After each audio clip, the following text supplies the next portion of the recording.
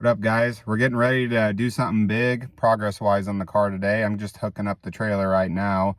We're gonna head up to Wishman's and pick up the new heart for the Trans Am. I got the call that it's done, and we're gonna go set her in. John's a good friend of mine, and he always helps me when I need it, so he's gonna help me get it in, to get the transmission in, get it in, and weld the mid plate up. So I'm gonna take you guys along for that. Let's go.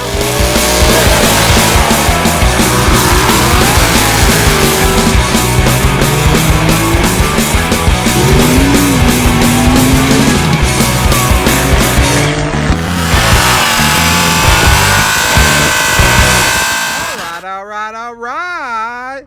This is my kind of firework place. All right, there's the new mill. Little Wishman Performance 427. I mean 48. I'll go into more depth when I get home, but we're setting this up in there right now. So installing the steam port kit while we have it out. I got this from Motion Raceworks. It's their low ram and 4-port kit. So we'll get this on.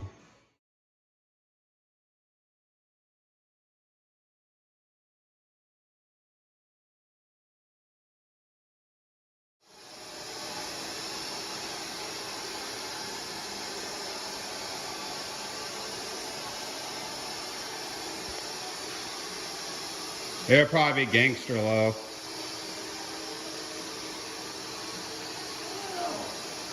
What friends are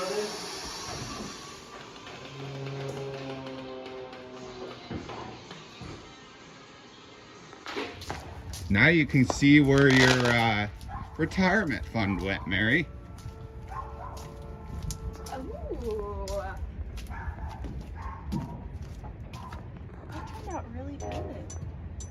Well, we are finally home with the new engine and everything. So, gotta get this unloaded, and we're gonna start mounting throttle body, exhaust, accessories, wires, all that fun stuff. But first, gotta get her in the barn. Gotta round up my cattle, you know.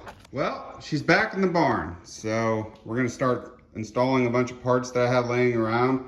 I first starting off with this Motion Raceworks throttle body. As you can see, we welded the screws in there. Getting ready to install the little adapter place. This is for where my turbos are going to be fed into there. So going to get that on right now. It fits on here pretty cool. Like, it's just, you know, O-ring fit. I'm going to try to get this on video as best I can, but just like nice clicked on there. Got a few screws need to put in there, and then she's mounted, boys. All mounted up, screwed up. So went with the quick seal connectors on here. I just love the way they look. I don't know, never have really dealt with them, so we'll see how I like them. I'm gonna get the throttle body bracket on there, and then try to get the cable mounted next. So I'll take you guys along with that now too. You just wouldn't expect this, you know, just.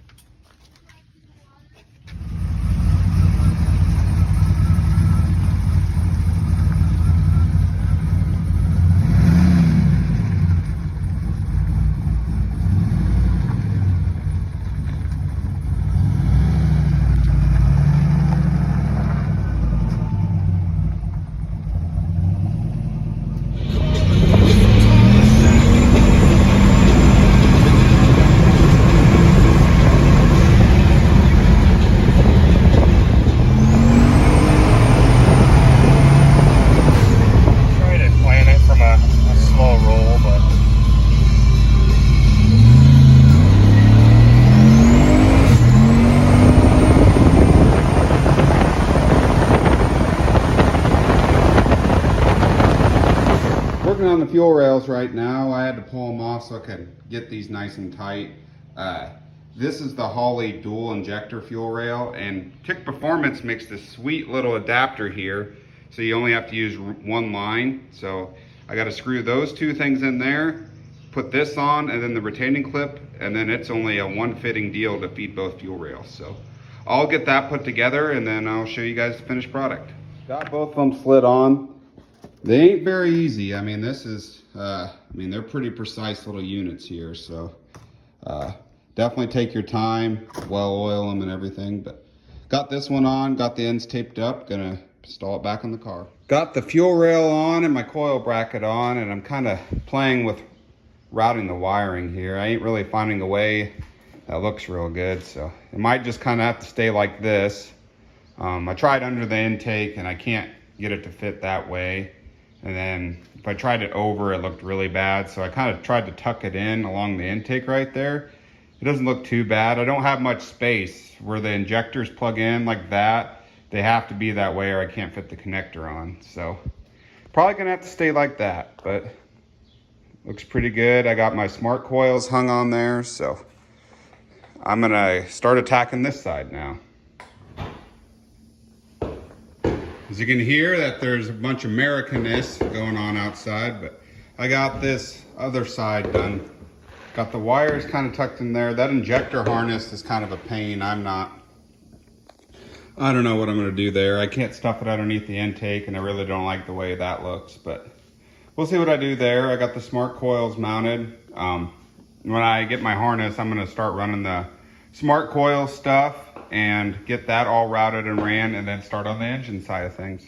Out here working on the fuel system and wiring and stuff still. It's hot as crap in here. It's almost hotter than Megan Fox in the first Transformers movies. But anyways, I'll get you over here and show you what I'm up to. One little thing that's pretty nice is this little Vaseline. Not only is it honeymoon oil, but it works great for lubing up your O-rings. Kind of a combo little jug. So pick you up one. Maybe it'll make the wife happy. Got a little extra with that. I better save that for later. Wink, wink, wink. Kind of done routing the smart coil wiring there. It's not real hidden, but I really don't have much room underneath the intake and I don't want to damage a connector trying to stuff it underneath there. So probably gonna stay like that. This is a race car, not a show car, so just gonna keep plugging away, keep making progress. Kind of done with what I was gonna do tonight. I got the smart coil wires routed and kind of planned out there.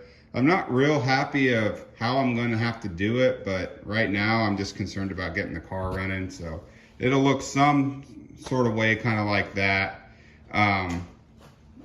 I've been trying to work on the brakes, but my drill bits aren't strong enough to go through this K-member where I want to mount some of these tabs. So I'm going to need to do a little bit of shopping for drill bits. But other than that, I made a pretty good progress tonight. Just going to keep little projects, keep myself making forward progress anyways. But now I'm going to kind of take a step back and walk you through what exactly this engine is. That way you guys can all kind of get an understanding of what I went through to get it. All right, let's walk you through this.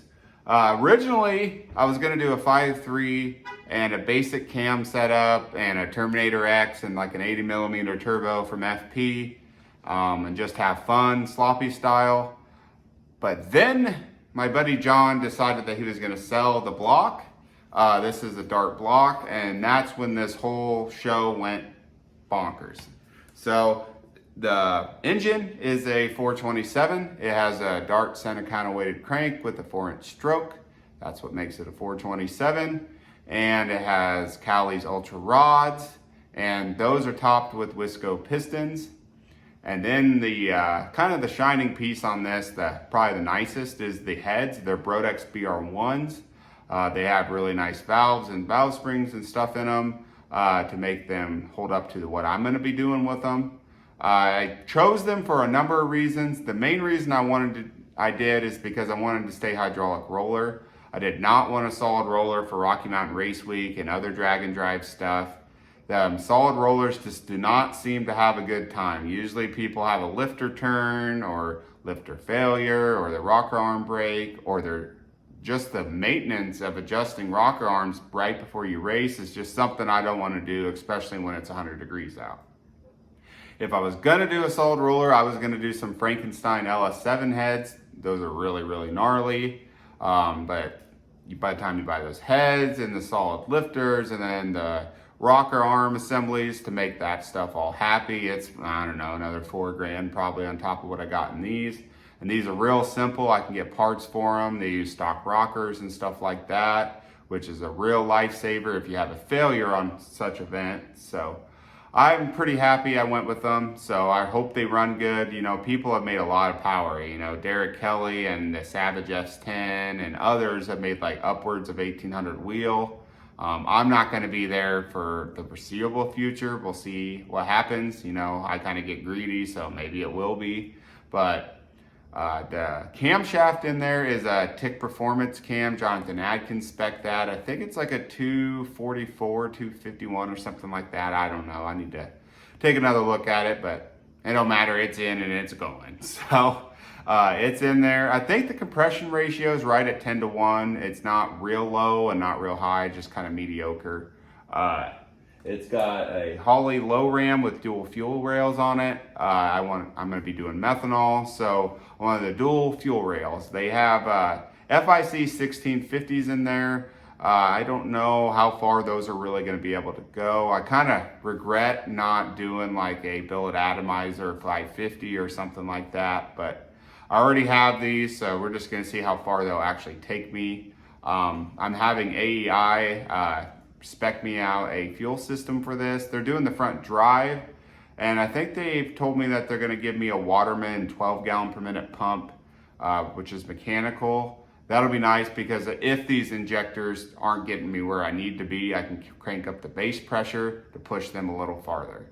So pretty much the basic rundown on it. I mean, it's just an LS on methanol. I mean, it's all shelf parts. Yes, they're nice, but it's all shelf parts. In all reality, with the turbos I got, this thing should make 1,600 wheel wicked up. I don't know how far I'm gonna go with it. We'll just see.